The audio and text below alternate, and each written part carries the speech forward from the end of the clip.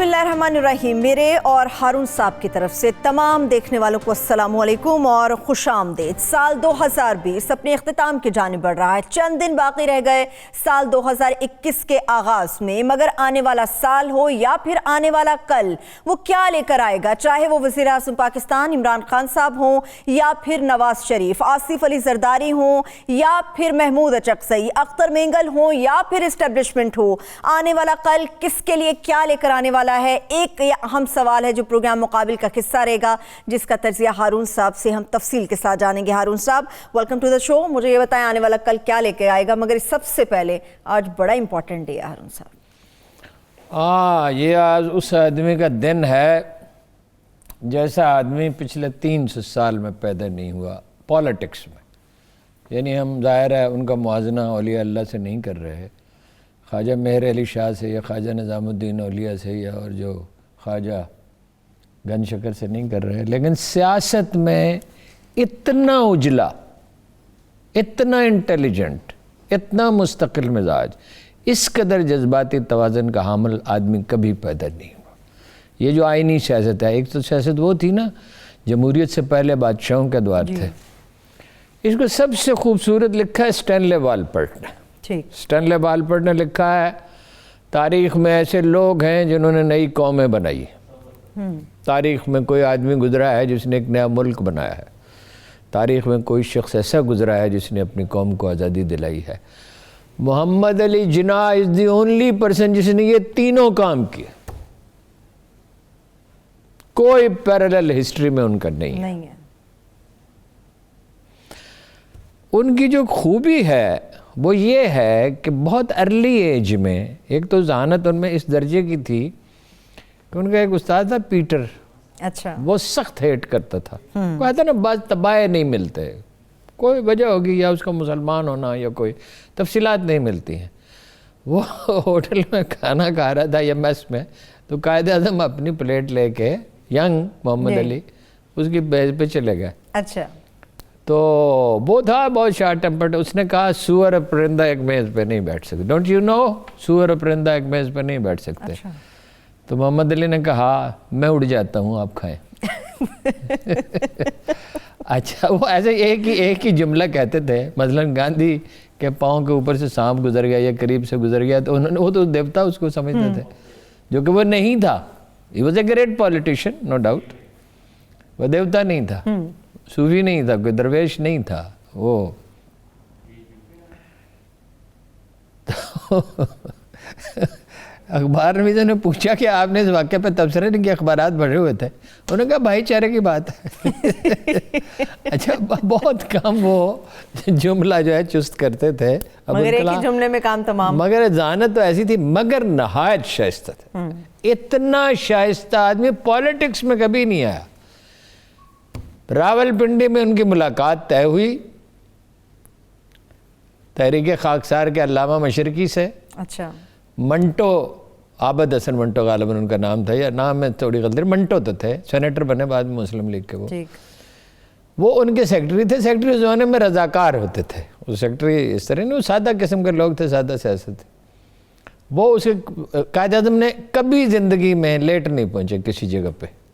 एक आध वाक़या है, मगर वो तबीयत ख़राब थी। अच्छा। और उसकी मादरत की उन्होंने, माज़रत भी करते थे। अच्छा, वो वहाँ उनके वो उसके खैमे लगाते थे ना, खैमे में बैठ गए। 2 मिनट गुजर गए, 5 मिनट गुजर गए मुकर्रर वक्त पे, 10 मिनट गुजर गए, 15 मिनट गुजर गए, 20 मिनट गुजर गए, 30 मिनट गुजर गए, और कायद आज़म के चेहरे पे न कोई मलाल था, न कोई रंज था, न उन्होंने बुड़बुड़ाए, न उन्होंने याद दहानी कराई। 30 मिनट के बाद वो उठे। अच्छा। और उन्होंने कहा I think he is busy, और तशरीफ़ ले गए, और किसी से इसका जिक्र नहीं कर रहे। तो करते ही नहीं थे, जिक्र तक नहीं किया। ऐसी शाइस्तगी अब कहाँ हारून? वो अपना कुछ अरसे के बाद अब ये टाइम नहीं, मैंने पूछा रावी से जो उनका दोस्त था मंटो का, ठीक है, कबीर वास्ती साहब, उनके न्याज़मंद कहना चाहिए। वो कहते हैं कि वो कायद आज़म कुछ अरसे के बाद गए तो वो लड़का खाकसार नेशनल गार्ड्स की वर्दी पहने हुए था, जो ये गार्ड्स होते थे मुस्लिम लीग के। ठीक। वो उसकी तरफ देख के मुस्कुराए और कहा मुझे यकीन था तो मुस्लिम लीग में शामिल हो जाए। کیونکہ ہوا یہ کہ وہ گیا علامہ مشرقی کے پاس، وہ ایک انتہائی جذباتی آدمی تھے، برے آدمی نہیں تھے ویسے، انتہائی ایموشنل آدمی، کہنے لگے کیسی بے عزتی کی. نوجوان نے اپنے دل میں سوچا عزت دار تو وہ تھا جس نے گلہ تک نہ کیا. یہ جو ان میں ایموشنل بیلنس ہے یہ مسلم بر صغیر میں پایا ہی نہیں جاتا. یہاں احساس کمتری ہے، انسیکیورٹی ہے، بڑے بڑے لوگوں کو میں نے انسیکیور دیکھا. کب تک رہے گی ہارون صاحب؟ یہ تو خیر بات الگ بحث ہے نا کہ کب تک رہے گی، یہ غلامی سے پیدا تھی. وہ ایک بالکل آزاد روح تھے، مکمل طور پر ایک آزاد آدمی تھے. اور اس آزادی کی بنیاد کیا ہے؟ دیکھیں، ایک تو لیڈر وہ شخص ہوتا ہے جو معاشرے کی تقسیم اور تعصبات سے بالا تر ہوتا ہے. اس کو کوئی فرقہ نہیں، کوئی نسل نہیں، ذات نہیں. ظاہر ہے وہ خاندان میں پیدا ہوئے، اس کی کوئی روایات سب کچھ تھی. ایسا لگتا ہے کہ ان کی ماں کوئی بہت ہی اعلیٰ خاتون تھی، اس لیے کہ ماں ہی بچوں، ان کے باپ کی بھی ریپوٹیشن بہت اچھی تھی، مگر ماں کا بڑا تسلیم کیا جاتا ہے. اور ایسا لگتا ہے کہ جو نے پہلا اسکول میں مدرسۃ الاسلام کا بھی کسی نے اس پہ کام نہیں کیا، اس کے ٹیچر بہت اچھے تھے. 12 سال کی عمر میں لندن گئے، ایک واقعہ نہیں ملتا ان کے کردار پہ ذرا سا اعتراض کیا گیا. یہ بلیٹ کھیلا جاتا تھا تو اس پہ شرط لگتی تھی. شرط یہ لگتی تھی جو جیتنے والا ہے وہ ہارنے والے سے کوئی بھی فرمائش کر سکتا. ٹھیک ہے، مثلا یہی فرمائش کرتا ہے کہ میرے لیے وہاں سے ایک گلاس دودھ لے کے آؤ، کوئی بے ضرر سی. تو اس خاتون نے کہا کہ مجھے آپ بوسہ دیں ماتھے پہ. اچھا. انہوں نے کہا میں ایسا نہیں کر سکتا کیونکہ یہ محبت کی علامت ہے. ریاکاری انہیں چھو کر نہیں گزری تھی. شملہ میں ہیٹ انہوں نے یہاں رکھا ہوا تھا، سائیکلوں پہ جلوس نکلا کرتے تھے، یہ سائیکل رکشہ نہیں. جی جی.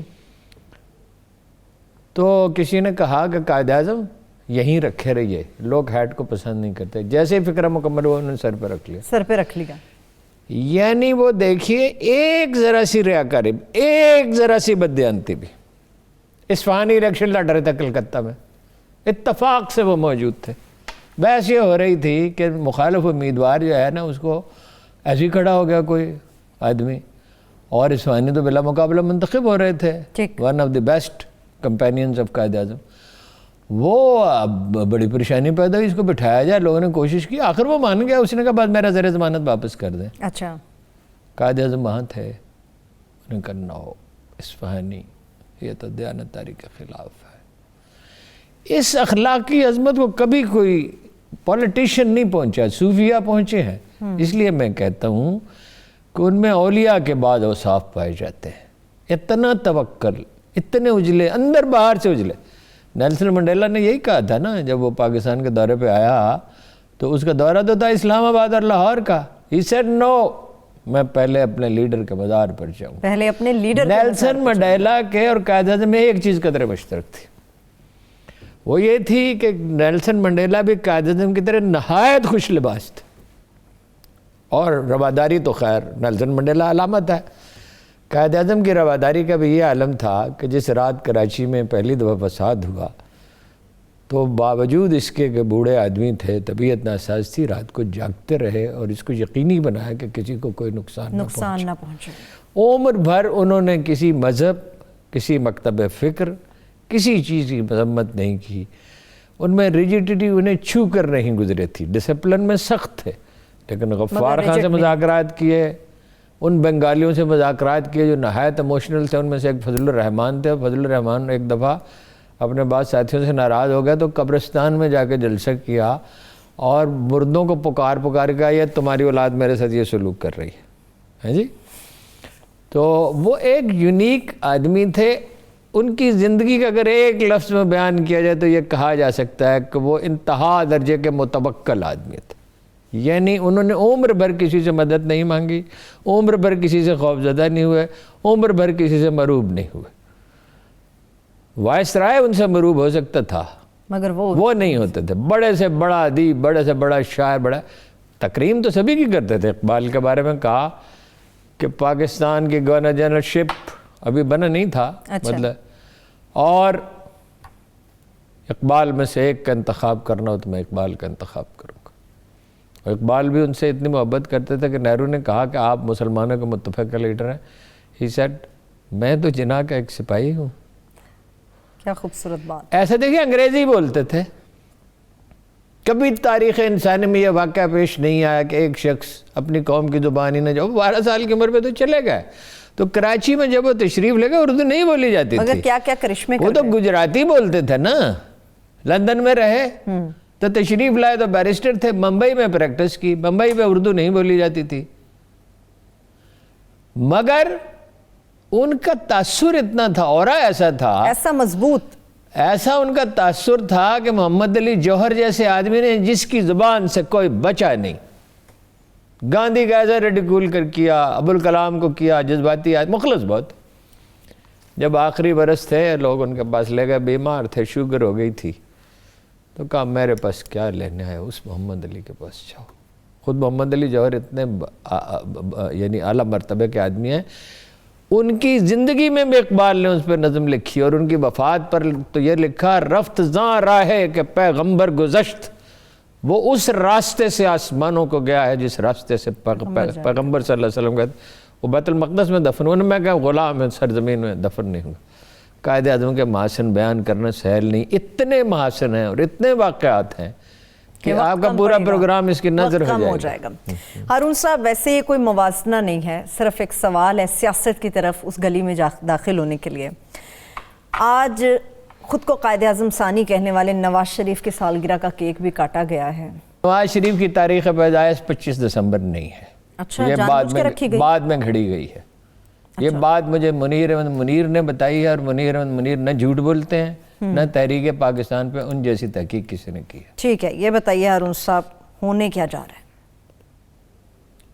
کیا بہت کچھ ہونے جا رہا ہے, تو واضح کریں نا کیا کچھ ہونے جا رہا ہے. دیکھیے نا, یعنی آپ کا اشارہ اس طرف ہے کہ ہم ماڈی کی تحریک ہے. کیا بالکل, دیکھیے, الجھا ہے یا پاؤں یار کا زلف دراز میں, لو آپ اپنے دام میں سیاد آ گیا. سیاد آ گیا, یہ پھنس گئے.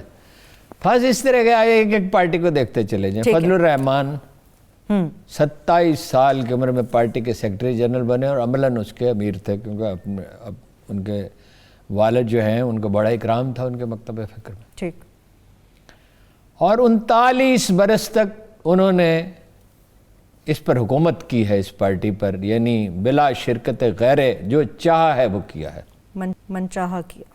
ٹھیک. اب اچانک کیا ہوا, مولانا شیرانی, نصیب گل, شجاع الملک, حافظ حسین احمد, ان کو پارٹی سے نکال دیا. وہ اٹھ کے کھڑے ہو گئے 2 وجوہ سے. ایک تو یہ جو منمانی کرتے چلے آ رہے تھے, this was the time to take. ہمیشہ وہ انتظار کرتا ہے سیاستدان کہ جب وقت آئے گا. مولانا شیرانی تو بہت دنوں سے کہہ رہے تھے. مولانا شیرانی نے تو یہاں تک کہا اس کا نام مزدور کسان پارٹی رکھ دو, مزدوری کیا کرو جہاں سے پیسے ملے, مزدوری کیا کرو جہاں سے پیسے مل جائیں وہاں مزدوری کر لیا کرو. اب مزدوری ہی کر رہے تھے حضرت بالا. اچھا, یہ چاروں آدمی, ایک بات ہے, ہو سکتا ہے اس کو تھپکی ہو, اس امکان کو ہم مسترد تو نہیں کر سکتے, لیکن یہ چاروں آدمیوں کی ریپوٹیشن مولانا فضل الرحمان سے بہتر ہے. مولانا شیرانی صاحب کے تو کہتے ہیں بڑے پرٹیکولرلی علماء میں ان کا احترام پایا جاتا ہے. حافظ حسین احمد بہت آرٹیکولیٹ ہے, گفتگو کا بڑا سلیقہ رکھتے ہیں, بڑی حصے مزہ رکھتے ہیں. باقی دونوں آدمی بھی انمنے رہے ہیں, اور مولانا گل نصیب تو شاید پختونخوا کے صدر, ہاں یس ٹھیک ہے. اچھا, جھگڑا جاتی ہے کس بات پہ؟ نظریاتی نہیں, نظریاتی ہوتا تو جب ڈیزل کا پرمٹ لیا تھا اس وقت اعتراض کرتے نا. ذاتی کس بات کا جھگڑا ہے ان سے؟ ان کو مسئلہ ہے, ان کو پارٹی سے نکال دیا, اور ان کے مولانا شیرانی کو بلوچستان کی عمارت سے ہٹوا دیا ساز باز کر کے, اور حافظ حسین احمد کو ٹکٹ نہیں دیا نہ قومی اسمبلی کا نہ سینٹ کا. میں بھی سن رہی تھی ہارون صاحب, وہ فرما رہے تھے کہ جو پوچھا جا رہا ہے اس کا جواب دے دیں, ہمیں اس سے زیادہ اور کوئی نہیں. یہ بات ان کا دیکھیں, ان کا مقدمہ بڑا مضبوط ہے. بھائی آپ کا کیا ذریعہ آمدن ہے, یہ مکان آپ کے بھائی کے, آپ کے بھائی کی افسری, جناب والا اتنے بے شمار مکانات اور زمینیں اور جائیدادیں, ارب پتی آپ ہو گئے. ٹھیک. فرام ویئر یو ارن دا منی. مقدمہ تو ان کا مضبوط ہے. ہو سکتا ہے دوستوں نے بھی تحفے تحائف کیے. ہاں جی, بہت دوست تو تحفے تحائف سے کبھی دنیا میں آپ نے کوئی لکھ پتی بنتے دیکھا, ارب پتی ہونا تو دور کی بات ہے. تحفے تحائف کہاں سے آ گئے. اچھا, اب یہ جو ہے نا, یعنی وہ الجھ گئے. فائنلی میرا خیال ہے کہ مولانا فضل الرحمان پریویل کریں گے الٹیمیٹلی, لیکن بہت مصیبتوں کے بعد بہت انرجی ان کی اس مہاد پر ضائع ہوگی. اچھا. اور مدارس کے لڑکے لا کے اسی کا کرایہ وصول کرتے ہیں نا. وہ دیکھیے نا, وہ بے نظیر کے ساتھ شریک اقتدار تھے, وہ زرداری کے ساتھ شریک اقتدار تھے, وہ مشرف کے ساتھ شریک اقتدار تھے, وہ کاف لیگ کے ساتھ شریک اقتدار تھے, وہ نون لیگ کے ساتھ 5 حکومتوں میں وہ شامل رہے. اب آدمی اچانک ایسی صورتحال, پھر جذبہ انتقام, اس میں نواز شریف میں اور ان میں یہ چیز مشترک ہے. پھر کرپشن, مصالحت تو ہو نہیں سکتی. عمران خان مصالحت کرے گا, محمد علی دورانی صاحب اپنی سی میں بریک سے واپس آ کے بات کر لیتی ہوں. پھر ہارون صاحب, انرجی تو آپ نے بالکل بجا فرمایا, انرجی تو ان کی ہوگی. جے یو ایف اے کے اندر یہ جو شکست و ریخت کا سلسلہ شروع ہو گیا, مگر سوال یہ ہے کہ پی ڈی ایم کے اوپر اور دیگر جماعتوں کے ساتھ ان کی گرپ کتنی کمزور ہوگی. بریک سے واپس آ کے اس کا سوال کا جواب دوں گی. اور اچانک سے ہونے والی ملاقات محمد علی دورانی صاحب کی اور شہباز شریف صاحب کی, اس کے متعلق بھی تفصیل جانیں گے. ہمارے ساتھ رہیے.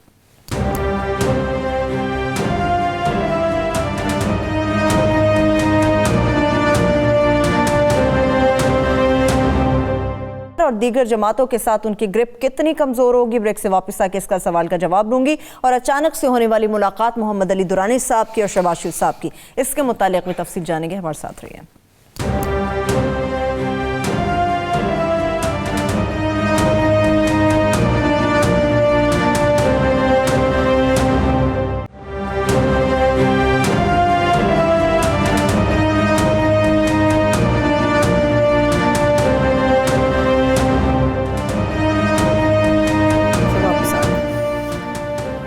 Welcome back. ہارون صاحب, مولانا صاحب کے اوپر بات ہو رہی ہے, جے یو ایف اے کی بات ہو رہی ہے.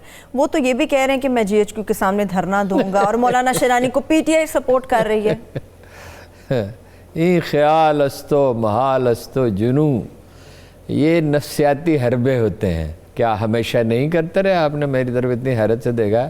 کیا ہمیشہ نہیں کرتے رہے؟ عورت کی حکمرانی کے خلاف فتویٰ دیا, پھر بے نظیر کے ساتھ حکومت میں شامل ہوئے, نواز شریف کی مذمت کی, پھر اس کے ساتھ شامل ہوئے, زرداری کے بارے میں کیا کچھ نہیں کہا, پھر اس کے ساتھ شامل ہوئے.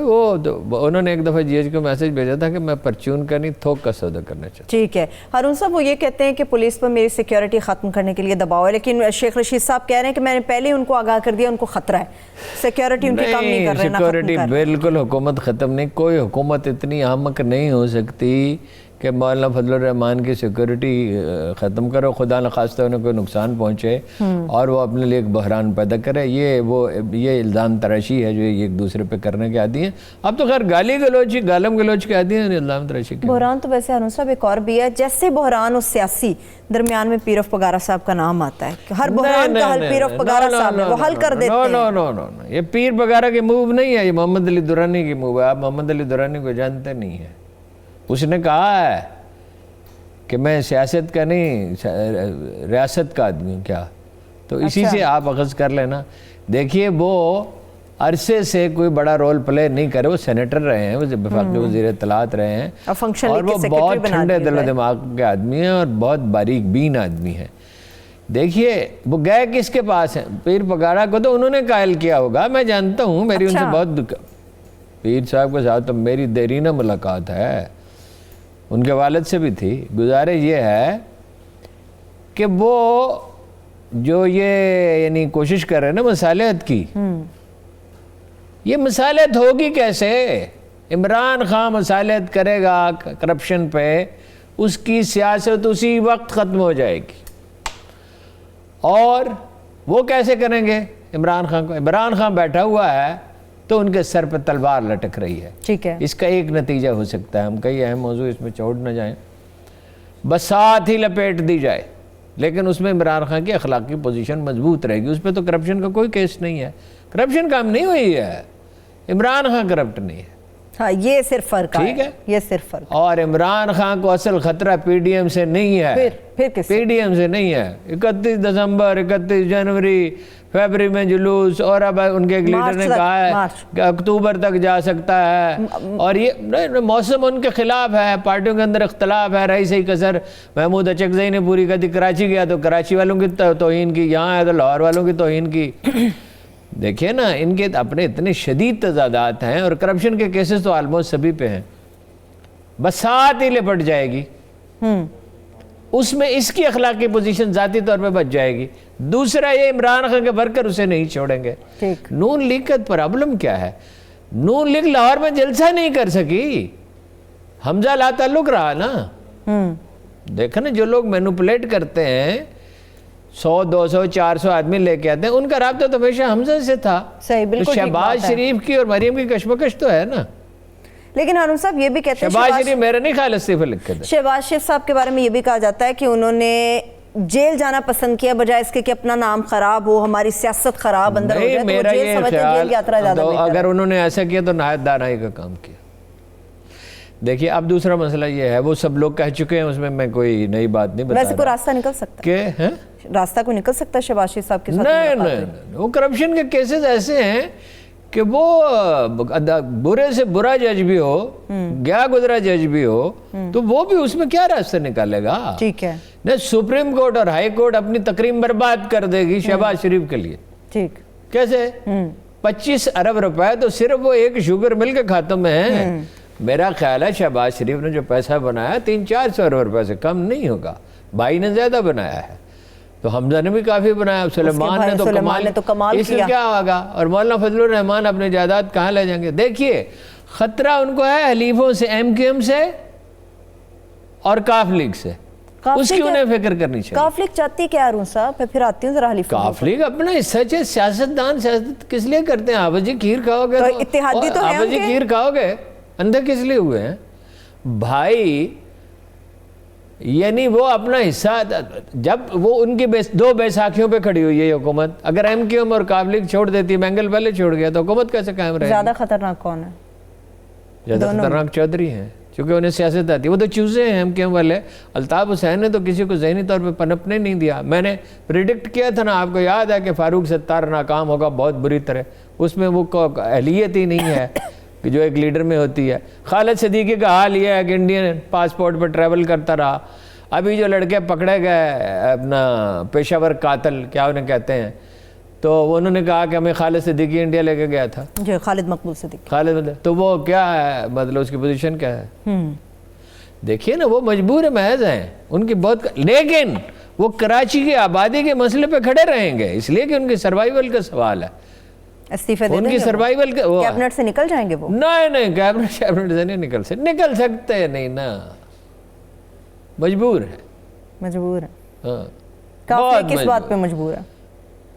مجبور یہی بتانے کی ضرورت ہے کس بات پہ مجبور ہے. جو لوگ الطاف حسین کے یعنی کیا, الطاف حسین کے کیا تھے؟ درباری کمزور لفظ ہے, اس سے بھی بدتر. وہ اسٹیبلشمنٹ سے لڑیں گے. ایک رات جبکہ وہ سردیوں کا موسم بھی نہیں تھا, وہ فرش پہ بیٹھے اور صبح ان کی ماہیت قلب ہو چکی تھی, اور یہ اپنا ایم کیو ایم لندن کی بجائے ایم کیو ایم پاکستان بن چکی تھی. ان میں کیا دم خم ہے؟ اس میں تھا, وہ اچھا تھا برا تھا, تو وہ راہ کے ساتھ مل کے کام کر رہا تھا. اب تو واضح ہو گیا نا, اب تو کوئی شبہ نہیں رہا, وہ تو کلیئر ہے. لیکن اس میں دم خم تھا. ان میں کیا دم خم ہے؟ انہیں تو اس نے نوکروں کی طرح رکھا. دیکھیے نا, قاضی حسین احمد نے مولانا فضل الرحمان کو بچانے کی کوشش کی جب انہوں نے دلی میں کہا, اجیت دیول سے ملے اور یہ کہا کہ پاکستان, انڈیا اور بنگلہ دیش کے سیاستدان ایک میز کے گرد بیٹھ کے اس کو کنفیڈریشن بنا سکتے ہیں. بنگلہ دیش بھی اپنا وجود ختم کر دے, پاکستان بھی ختم کر. تو ان کے سیکرٹری جنرل نے جی ان کے خلاف بیان دے دیا. ان کے بعد کون امیر بنا تھا قاضی حسین احمد کے بعد؟ ٹھیک ہے, ٹھیک ہے, آگے چلتے ہیں. ہارون صاحب, کاف لیگ کو کچھ بھی منور حسن صاحب, کاف لیگ کو کچھ بھی کہیں ہارون صاحب, اس لیے کہ جماعت اسلامی میں رہتے ہوئے یا باقی بھی کئی پارٹیوں میں کلچر ہے, پی ٹی آئی میں بھی ہے, لوگ اپنے لیڈر سے اختلاف بھی کر لیتے ہیں. اختلاف کیا جا وہ سکتا ہے؟ فزیکلی مارتا تھا, وہ قتل کرا دیتا تھا الطاف حسین. وہ تو ہارون صاحب سب کچھ آن ریکارڈ ہے, جس قسم کی باتیں وہ کرتے رہے. اینی ہارون صاحب, ان میں اگر کسی میں دم خم ہے نا, کس میں ہے کسی میں؟ تو مصطفیٰ میں ہے, مصطفیٰ کمال صاحب میں. اس پوزیشن میں ہے کہ وہ آگے دم خم دکھا اگر اسٹرگل کرتے ہیں, اس کی تو بہت شرارت ہوتی ہے نا, تنظیم ٹھیک ہو, ان میں بھی ایک پرابلم ہے, ساتھیوں کو ڈانٹ ڈپٹ کرتا ہے. ٹھیک ہے, ٹھیک. چودھری جو ہے نا وہ آرٹیکولیٹ بہت ہیں اور وہ سمجھتے ہیں سیاست کو، اور وہ تو جس دن الیکشن کا رزلٹ آیا تھا تو میں نے اسی دن عرض کیا تھا کہ چودھریوں کا رول بڑھ جائے گا۔ یہ کیسی سیاست ہے ہارون صاحب جس میں وہ سندھ حکومت کے فیصلوں کو قابل ستائش قرار دیتے ہیں، پنجاب کے فیصلوں کے قابل ستائش؟ انہوں نے یہ کہا کہ گندم کی قیمت 2000 روپے من ہونی چاہیے، تو یہ دانائی کی بات ہے۔ دیکھیے پرائس ہمیشہ انٹرنیشنل ہوتی ہے۔ اب ہم جس دنیا میں رہتے ہیں نا، اب 2000 روپے من بیرون ملک سے خریدتے ہیں، اپنے کسان کو کیوں نہیں دیتے؟ اپنے کسان کو دیں، وہ خوشحال ہوگا، وہ قومی معیشت میں پیسہ آئے گا، باہر سے خریدیں گے ہمارا زر مبادلہ جائے گا۔ تو یہ چودھریوں کا یہ مطالبہ تو صحیح ہے، اس میں کیا غلط ہے؟ ٹھیک ہے۔ اور گندم میں بچتا کچھ نہیں، کسان کو تو کچھ نہیں بچتا، اپنی مزدوری بچتی ہے، اپنے لیے اناج تو بچتا نہیں ہارون صاحب۔ یہ سب سے زیادہ تکلیف دہ ہے کسان کا معاملہ۔ لیکن ہارون صاحب عوام بھی تو سب دیکھتی ہے، انہی لوگوں کو ووٹ دیتی ہے، عوام اندھی ہے کیا؟ عوام اندھے ہوتے ہیں، انہی لوگوں کو منتخب کرتی ہے۔ عوام عربی کا محاورہ ہے العوام کالانام، عام لوگ ریوڑ کی طرح ہوتے ہیں، جدھر کو ہوا چلی پتلون کے پائچے تنگ ہو گیا، کبھی کھلے ہو گیا، کبھی یہ لباس کا رواج ہو گیا، کبھی اس کا رواج ہو گیا، فیشن کے پیچھے۔ نواز شریف کھاتا ہے تو لگاتا بھی ہے، بس کتنی مذکر خیز بات ہے۔ ایک قائد اعظم کی قوم ہے اور اس میں کوئی شخص یہ کہے نوکریاں دے دیں، اس نے قرضے لے کے، قرض کیوں دے لیتا تھا نواز شریف اتنے؟ دیکھیے بجٹ میں سے تو 57% یا 52 یا 48% صوبوں کو چلا گیا، اب زیادہ جاتا ہے۔ جو قرض لیا جاتا ہے وہ سارے کا سارا مرکزی حکومت کے پاس ہوتا ہے۔ جس شخص کی حالت یہ تھی کہ اسحاق ڈار کو حکومت کرائے پہ دے رکھی، ٹیکے پہ دے رکھی تھی، اور دیکھ کتنا سلو وہ موو کرتا تھا۔ 4 پرچیوں سے وہ پڑھ کے یہ کہہ رہا تھا اوباما سے کہ آپ دورہ کریں پاکستان کا۔ یہ بات تو ایک مطلب بالکل، اور وہ شارٹ ٹرم میموری اس کی ختم ہو چکی تھی اور یکسوئی اس کی غائب۔ وہ چین میں کیا کہہ رہا تھا کہ یہ پاک چین دوستی جو ہے پہاڑوں سے اونچی ہے، اور پھر ساتھ پوچھتا بس سامنے کیمرے لگے ہوئے ہیں، بھائی یاد کر کے جاؤ۔ ٹھیک ہے، لیکن ہارون صاحب اب معاملہ استعفوں کے اوپر بھی آ کے اٹکا ہوا ہے۔ پہلے تو 2 استعفوں نے یہاں پہ مسئلہ کھڑا کیا ہوا ہے، کس نے دیے، کیوں دیے، کس لیے دیے؟ نو استعفے نہیں ہوں گے۔ کیا تھا؟ استعفے نہیں دے۔ یہ دیکھیے ان استعفوں میں ایک سادہ سی بات ہے، کیا؟ اگر وہ سپیکر کے نام لکھے ہوئے ہیں تو حکومت کا موقف درست ہے، اگر اپنے لیڈر کے نام لکھے ہوئے ہیں تو پھر یہ الزام درست ہے کہ وہ ایسے ہی اپنا سوشل میڈیا سے لے کے تو اس پہ، اگر مخاطب سپیکر ہے اور وہ طلب کرے گا، انہیں طلب کر لیا گیا انہیں، اور وہ نہیں جائیں گے تو وہ ہو جائے گا، اور یہ انہیں ایک اور سیٹ زخم پہ زخم لگتے چلے جا رہے ہیں۔ دیکھیے وقت کا دھارا ان کے حق میں نہیں ہے۔ عمران خان کو فرشتہ نہیں ہے، 4 بڑی خامیاں اس میں ایسی پائی جاتی ہیں جو لیڈر میں نہیں ہوتی۔ بتائیں گے؟ مردم شناس نہیں ہے، معاملہ فہم نہیں ہے، غیر ضروری گفتگو کرتا ہے، خود کو برگزیدہ سمجھتا ہے، ذہنی ریاضت نہیں کرتا۔ مردم شناسی کا الزام تو ایم نے بھی لگایا ہے کہ مردم شناسی ہے ہی نہیں، مردم شناسی چھو کے نہیں گزری۔ پیپلز پارٹی استعفوں کا کیا کرے گی ہارون صاحب؟ عمران خان یا حلیف اس کے چھوڑ جائیں تب ختم ہو سکتا ہے، یا اسٹیبلشمنٹ خلاف ہو جائے، یا اپنے لیے خود گڑھا کھود سکتا ہے۔ اچھا، یہ اس پوزیشن میں ان کی مارل اتھارٹی کوئی نہیں، اس کی مارل اتھارٹی ان سے زیادہ ہے۔ یہ نہیں کہ اس میں خامی نہیں، میں تو گنا دیا آپ کو، جی اس سے بڑی اور کیا ان سے مارل اتھارٹی بہت زیادہ ہے۔ اس نے کبھی ڈیزل، اس کو شوگر مل کا کہہ رہے تھے جاولک کے دور میں، اس نے کہا نہیں لی، اور اس کو میں نے وزارت آفر کی تھی، ایک ینگ آدمی کرکٹر، کوئی سیاسی پہچان نہیں، وزارت آفر کی، اس نے آنکھ اٹھا کے بھی نہیں دیکھا۔ لیکن وہ بڑا خواب دیکھتا ہے، کر وہ بھی کچھ نہیں سکتا۔ بات یہ ہے کہ وہ ریاست کو چلانے کے لیے کوئی ہاسپٹل نہیں، ہاسپٹل بہت اچھا اس نے چلایا، نمل کالج بہت اچھا چلایا، کرکٹ بہت شاندار کھیلا، 22 کروڑ آدمیوں کے الجھے ہوئے معاملات 72 برس سے الجھتے ہی چلے جا رہے ہیں، ٹھیک ہے، اور اس کو حل کرنے کے لیے اس کے نائبین کون ہیں؟ ذرا ان کی شکلیں تو دیکھو۔ چھوڑے شکلوں کا کیا ہارون صاحب، پرفارمنس نہیں، میں ان کی شخصیت، شکلوں سے مراد، شکلیں تو اللہ نے بنائی ہیں، اور شکلیں تو ان میں سے اکثر کی بڑی اچھی ہیں۔ بات یہ ہے کہ یہ وزیر اس طرح کے ہوتے ہیں، اور وزیر اعلیٰ اس طرح کے ہوتے ہیں، اور گورنر اس طرح کے ہوتے ہیں، یہ تو اس کی مردم شناسی کا حال ہے، ٹھیک ہے، لیکن ان کے ہاتھوں وہ ڈیفیٹ نہیں ہو سکتا۔ جو شخص یہ نہ سمجھتا ہو کہ عثمان بزدار جیسے آدمی کے ہاتھوں 12 کروڑ کا صوبہ نہیں چلایا جا سکتا، وہ کیسے وہ بائی ڈیفالٹ حکومت کرے؟ ایک تو کرزمیٹک ہے، نوجوان اس کے ورکر اس کے ساتھ جڑے ہوئے ہیں، اس کو بالکل نہیں چھوڑیں گے۔ دوسرا یہ ہے کہ ان لوگوں کی کوئی اخلاقی ساکھ نہیں، یہ سب حکومت میں رہ چکے ہیں، یہ ان میں سے اکثر کرپٹ ہیں، اور 2-3 ایسے ہیں جو پاکستان کے وجود کوئی نہیں مانتے. اب عصمت یار ولی کی بات کون مانے؟ یہ بیانیہ نہیں بکے گا. گلگت بلتستان میں آپ نے دیکھ لیا, آزاد کشمیر میں تو کہہ رہے بکے گا. دیکھیں ہر روز 2-3 سولجر جان دیتے ہیں, سیاچن پہ, وزیرستان, مختلف محاذوں پہ. گلگت بلتستان میں کیا ہوا؟ ہم بھی یہ سوچ رہے تھے کہ وہاں جو اسکول آف تھاٹ ہے, دیکھیں لوگوں کے مذہبی رجحانات بھی تو اثر انداز ہوتے ہیں, وہ پیپلز پارٹی کے ساتھ ہے, اپوزیشن کے ساتھ مل کے ممکن ہے کچھ ریزنیبل سیٹیں نکال لیں. وہ اس علاقے کے لوگ سارے لوگ محب وطن ہوتے ہیں, تمام لوگ محب وطن, وہ ان میں زیادہ حب وطن, انہوں نے خود جنگ لڑ کے پاکستان میں شامل. آزاد کشمیر کا الیکشن آپ لکھ لیجئے, دیکھو انسانی اندازے ہیں, غائب کا علم تو کوئی نہیں جانتا. آزاد کشمیر کا الیکشن وہ جیتے گا جون میں, مارچ میں سینٹ, جون جولائی میں اس کا الیکشن.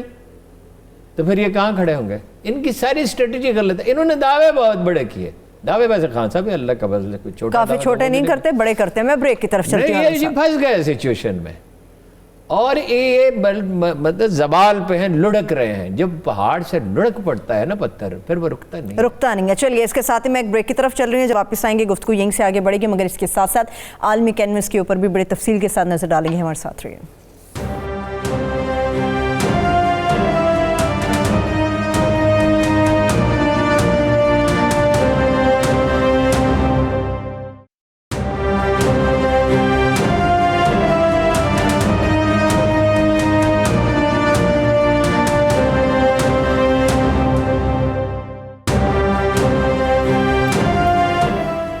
Welcome back. ہارون صاحب, آزاد کشمیر کی آپ نے بات کی, ایک سوال پھر میں آگے بڑھوں گی. راجہ فاروق حیدر صاحب, وہ تو دل و جان سے نون لیگ پہ فدا ہوتے ہیں, آزاد کشمیر کے اندر ان کے ہارنے کی تو گنجائش ہی نہیں بنتی. اچھا, میں اس کی اپنا ایک آخری بات آپ کو بتا دوں مولانا فضل الرحمان کے سلسلے میں. کیا لوگ سمجھتے ہیں کہ وہ مولانا فضل الرحمان بڑے سیاستدان ہیں, ان کے خاندان میں سیاست ہمیشہ سے چلی آتی ہے. نادر شاہ جب گیا تھا نا, امان اللہ خان کے خلاف بغاوت ہوئی اور نادر شاہ یہاں گیا, علامہ اقبال نے جواب شکوہ سنایا اور نوٹوں سے بھری ہوئی بوریاں نادر شاہ کو دی, بوریاں, لاہور کے ریلوے اسٹیشن پہ. تو وہ افغانستان جاتے ہوئے مولانا فضل الرحمان کے دادا کے پاس ٹھہرا تھا. اچھا, یہ خانہ بدوش ہے, جو یعنی دادا تو سیٹل ہو گئے ان کے, یہ غزنی سے ڈیرہ اسماعیل خان تک ٹریول کرتے رہتے ہیں, ان کے ریفلیکسز بہت تیز ہوتے ہیں. یہ خانہ بدوشوں سے زیادہ تیز ریفلیکسز شاید ہی کسی کے ہوتے ہوں, ہر وقت ٹریول کرتے ہیں نا, ہر وقت خطرے میں ہوتے ہیں.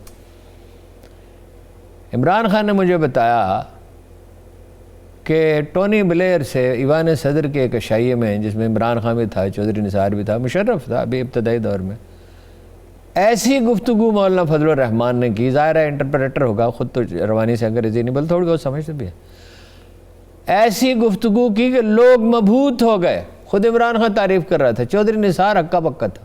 اچھا دیکھیے انٹیلیجنٹ بہت ہے, لیکن صرف ذہانت سے تو کام نہیں چلتا, اخلاقی ساکھ بھی ہونی چاہیے. لیکن وہ جو آپ بات کر رہے ہیں نا اس کی, آزاد کشمیر کی, وہ تو مسلم کانفرنس, وہ تو مسلم لیگی ہے ہی نہیں. وہ تو اس لیے مسلم لیگ نون میں شامل ہو گیا ہے کہ سردار قیوم صاحب نے فرزند ارجمند کو مسلط کر دیا.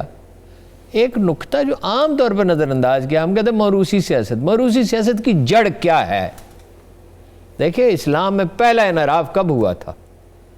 جب جناب امیر معاویہ نے اپنے بیٹے کو سونپنے کے لیے پورے عالم اسلام کتنی بڑی طاقت تھی, امریکہ سے بڑی, ان کا انتخاب کیا. جب قرآن مجید کہتا ہے اولاد فتنہ ہے, تمہیں آزمایا جائے گا. فتنہ, مال بھی فتنہ ہے, اولاد بھی فتنہ ہے. بھلے کہ آدمی کے پاس بہت مال ہے تو اسے بگڑنے کے بہت چانسز ہیں, اور اولاد فتنہ ہے. وہ تو اس لیے چلے گئے, وہ تو مسلم کانفرنس ہی ہے سر سے پاؤں تک. اور دوسرا سیاست میں سچویشن میں آپ سے ہمیشہ عرض کرتا ہوں اہم ہوتی ہے. وہ فاروق حیدر ذاتی طور پہ اچھے آدمی ہیں, لیکن آزاد کشمیر کے لوگ فوج کے خلاف کوئی بیانیہ برداشت نہیں کرتے اور مرکز کے ساتھ جاتے ہیں. ترقی تیز فنڈ کس نے دینے؟ حکومت نے دینے. آپ فوج کے خلاف نفرت پھیلا رہے ہیں, کس کی مدد کر رہے ہیں؟ انڈیا کی, اسرائیل کی بھی. آبویسلی اس وقت ایشو کیا ہے؟ دیکھیں نا انڈیا کہاں پھنسا ہوا ہے. اب ہم آ جائیں دوسرے موضوع پہ, اس کی طرف بڑھتے ہیں. انڈیا کہاں پھنس گیا ہے؟ لوگ سمجھتے ہیں ہم ایک جذباتی سٹیٹمنٹ دے رہے ہیں، جذباتی سٹیٹمنٹ نہیں دے رہے، حقائق دیکھیں۔ ہٹلر اس سے زیادہ قوت کے ساتھ اٹھا تھا، آرین نسل کی بالا طریقے کا نام لے کر۔ مسولینی اس سے زیادہ قوت کے ساتھ اٹھا تھا قدیم روم کی عظمت بحال کرنے کے لیے، جو کہ تھی۔ یہ تو جس عظمت کی بات کریں وہ تو کبھی تھی ہی نہیں۔ 30 کروڑ تو ان کے دیوتا ہیں، اور اپنی آدھی آبادی یعنی دلت جو ہیں ان کے ساتھ یہ کیا سلوک کرتے ہیں؟ سب کو پتا ہے۔ ان کے کانوں میں پگھلا ہوا، ان کے مندر الگ ہے، اب بھی ان کی آبادیاں الگ ہیں، ٹھیک ہے نا؟ شادی بیاہ تک نہیں ہو سکتا۔ مسلمانوں کے ساتھ کیا کرتے ہیں؟ وہ تو مسلمانوں سے تو شدید نفرت ہے نا۔ سکھوں کے ساتھ کیا کرتے ہیں؟ سکھ وہاں بیٹھے ہوئے ہیں، پورا 1 مہینہ گزر گیا۔ پڑوسیوں کے ساتھ۔ جب میں 10 سال پہلے یہ تھیسس لکھ رہا تھا بار بار کہ پوری تاریخ میں انڈیا کے اپنے پڑوسیوں سے تعلقات کبھی ٹھیک نہیں رہے۔ ایک یہ مسئلہ، آبادی کی تقسیم 4 حصوں میں، اور حکمرانی کا مزاج نہیں ہے، اس کے لیے جو ظرف چاہیے وہ نہیں ہے۔ تو لوگ کہتے تھے کہ یہ ایک جذباتی سٹیٹمنٹ ہے، بہت سے لوگ یہ تاثر رکھتے تھے۔ ٹھیک، جذباتی سٹیٹمنٹ نہیں ہے یہ۔ دیکھو نا، بھوٹان خوفزدہ ہے دوکلام والے واقعے کے بعد، جی۔ نیپال نے اپنی فوجیں ان کی سرحد پہ لگا دی ہیں، بنگلہ دیش چلا گیا چین کے ساتھ، آلموسٹ، یعنی اس راستے پہ چل پڑا نا، ابھی تو ایک چند قدم رکھے ہیں۔ اس لیے کہ امیت شاہ کہتا ہے کہ 10 لاکھ مسلمانوں کو نکال لیں گے جو بنگال سے آئے ہیں۔ بنگلہ دیش کی معیشت کمزور معیشت نہیں ہے، ویسے ہی مسلمانوں سے نفرت ہے، وہ بنگالی ہو، پنجابی ہو، سندھی ہو، بلوچ۔ یہ تو ہمارے بعض لوگ ہیں نا برین واشڈ، جو امریکہ کے کہنے پہ بھارت نواز ہو گئے۔ یہ ایک زمانے میں کمیونسٹ ہوتے تھے، راجہ پکسے جو ہے نا چین کی طرف مائل تھے، سری لنکا کے وزیر اعظم۔ سی آئی اے نے اور انڈیا نے کوشش کر کے وہاں پہ انہیں مائل کیا۔ خانہ جنگی کس نے کرائی تھی؟ انڈیا نے کرائی تھی نا۔ یہ کوئی مطلب ایسی مترادہ بات تو نہیں ہے نا۔ ان کی مدد کس نے کی؟ پاکستان نے۔ پاکستانیوں سے ایسی محبت کرتا ہے، میں ایک ہفتہ رہا ہوں سری لنکا میں ایک دفعہ، پاکستانیوں سے میں ایک ڈیلیگیشن کے ساتھ گیا تھا، اتنی محبت کرتے ہیں بغیر کوئی بات کیے 5% کنسیشن تو آپ کا ہے ہی، ویسے ہی پاکستانی ہونے کے ناطے۔ وہ میں وہاں کھڑا تھا تو وہ کہتا ہے کہ مینیجر بھاگتا ہوا ہے، اور وہ بڑا جذباتی ہو رہا تھا۔ اچھا، کہتا ہے کہ آپ پاکستانی ہیں؟ پاکستانی ہیں۔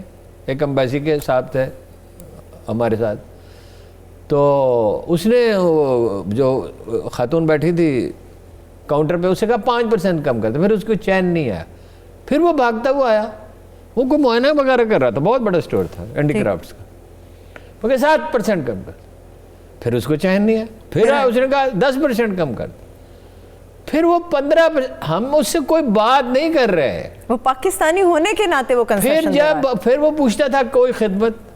اب کیا خدمت بھائی، اسٹور ہے اس میں کیا خدمت، آپ کی بڑی نوازش ہے، ہمیں اظہار مند۔ پھر وہ ہمیں چھوڑنے کے لیے آیا، اس وقت تک اس نے ہمیں نہیں چھوڑا جب تک ایک فرمائش اس نے کر نہیں دی، جو امبیسی کا آدمی تھا، اس نے کہا یار ایک لکڑی پہ پاکستان کا جھنڈا بنا دو۔ اور اس قدر وہ فدا ہیں پاکستان میں۔ وہ میرے ڈرائیور جو تھا، جو مجھے دیا گیا تھا، وہ ڈرائیور سے میں نے کہا، وہ عیسائی تھا، اچھا، بدھ نہیں تھا، عیسائی تو وہ تھوڑے۔ میں نے کہا تم کیسے عیسائی ہو گیا، تمہارے وہ اجداد؟ اس نے کہا ظاہر ہے ہمارے ساتھ تو ایک ہی قوم مخلص ہے، پاکستان سے کوئی موبائل لگایا ہوگا، ان پڑھ آدمی تھا، اور کہتا تھا کہ مجھے اذان کی آواز بڑی اچھی لگتی۔ سبحان اللہ۔ اچھا، سکم، بھوٹان، بنگلہ دیش، چین کے ساتھ جو معاملہ ہو گیا وہ تو آپ کے سامنے ہے۔ ایرانیوں کے ساتھ انہوں نے کیا کیا؟ 1/3 سے بھی کم کر دی چابہار پہ جو انویسٹمنٹ تھی سڈنلی، اور تیل خریدنا بند کر دیا۔ چائنا کے ساتھ پورا ایک پلان، روسیوں نے آپ کو پتا ہے ہر سال ہونے والی سربراہی ملاقات اس سال منسوخ کر دی۔ سمٹ کانفرنس کیوں منسوخ کر دی؟ انہوں نے کہا بھائی چین کے ساتھ معاملات ٹھیک کر رکھو، امریکہ کی گود میں اتنا مت کھیلو۔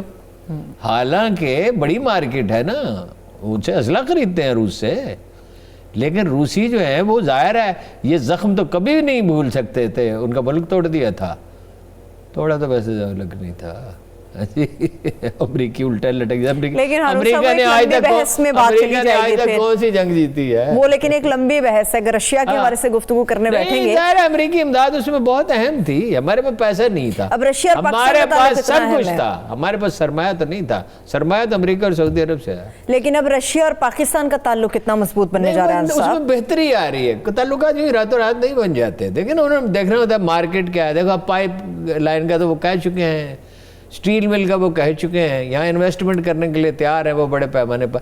لیکن یہ چیزیں بہت وقت لیتی ہیں. یعنی ایک نئی شکل تو ابھر رہی ہے, ری الائنمنٹ تو ہو رہی ہے. پاکستان اور ایران مجبور ہیں تاریخی تقاضوں کے تحت کہ تعلقات بہتر رکھیں اپنے, ورنہ وہاں 9 قونصل خانے تھے اور وہاں سے انڈین اس سے فائدہ اٹھاتے تھے. افغانستان بھی مجبور ہوگا کہ پاکستان کے ساتھ تعلقات بہتر رکھے اور انڈینز کا اثر و رسوخ کم ہوتا جائے. امریکہ مجبور ہے باوجود اس کے کہ اس نے انڈیا کو ایک زمانے میں شہنشاہ ایران تھانے دار تھے اس علاقے میں امریکہ کے, اب انڈیا تھانے دار ہے اس علاقے میں. ٹھیک ہے, لیکن امریکہ مجبور ہے افغانستان کی وجہ سے کہ پاکستان سے مراسم رکھے. ٹھیک. آخری 2 منٹ ہے ہارون صاحب. سوال میرا بڑا اہم ہے اور میں تفصیل سے اس کا جواب لینا چاہوں گی. سوال یہ ہے کہ کیا اسرائیل کو تسلیم کیا جائے گا؟ ایک صرف بات, جہان نو ہو رہا ہے پیدا, وہ جہان پیر مر رہا ہے, جسے فرنگی مقامروں نے بنا دیا تھا کمار خانہ. کیا بات ہے ہارون صاحب, کیا بات ہے. اسرائیل کے حوالے سے بتائیں, کیا اس کو تسلیم کیا جائے گا؟ باتیں چل رہی ہیں. بات یہ ہے, اسٹیبلشمنٹ میں بھی ایسے لوگ موجود ہیں جو سمجھتے ہیں کہ اس میں فائدہ ہے, حکومت میں بھی ایسے لوگ موجود ہیں, اپوزیشن میں تو کوئی بات نہیں کرتا اسرائیل کے خلاف سوائے شدید مجبوری کے. نہیں, نواز شریف صاحب, ویسے مولانا صاحب نے ایک ریلی نکالنی, میں آپ کو بتاؤں, مولانا صاحب نے ایک ریلی نکالی نا, کہہ رہے ہیں جیسے میں یہ ان کو ایک گلاس بوتل دے دو پانی کی, ایک ریلی نکالی, کشمیر کمیٹی کے وہ 10 سال چیئرمین رہے. کیا کیا؟ اور اسرائیل کے خلاف اگر مولانا چاہیں اتنی بڑی مارچ کر سکتے ہیں کہ جس میں 10 لاکھ آدمی شامل ہو. اس لیے تو ساری قوم اس میں متفق ہے. کیا لگ رہا ہے ریلی چھوٹی ہوگی آپ کو؟ یہ لگ رہا ہے کراچی میں نکلنے والی ریلی چھوٹی ہوگی مولانا صاحب جو نکالنے جا رہے ہیں؟ چھوٹی بڑی تو میں کہہ ہی نہیں رہا. یعنی اگر وہ اسرائیل کے خلاف ایک ریلی لے کے نکلتے کراچی سے اسلام آباد کی طرف تو سب لوگ شامل ہو جاتے, اس میں کسی کو کیا اختلاف ہے؟ ہاں, یہ بھی بات صحیح ہے. نہ پیپلز پارٹی اسرائیل کی مخالف ہے, نہ نون لیگ مخالف ہے, نہ مولانا مخالف ہے. ان کی ترجیحات ہی نہیں ہیں. ان کی ترجیحات ہی نہیں ہے. ٹھیک ہے, بہت شکریہ, تھینک یو سو مچ ہارون صاحب. وقت انشاءاللہ کل کچھ مزید اہم ٹاپکس. اسرائیل کو مانا نہیں جا سکتا, پریکٹیکلی یہ ناممکن ہے. اس کے ساتھ ہی مجھے اجازت دیجیے, اپنا بہت سا خیال رکھیے. اللہ حافظ.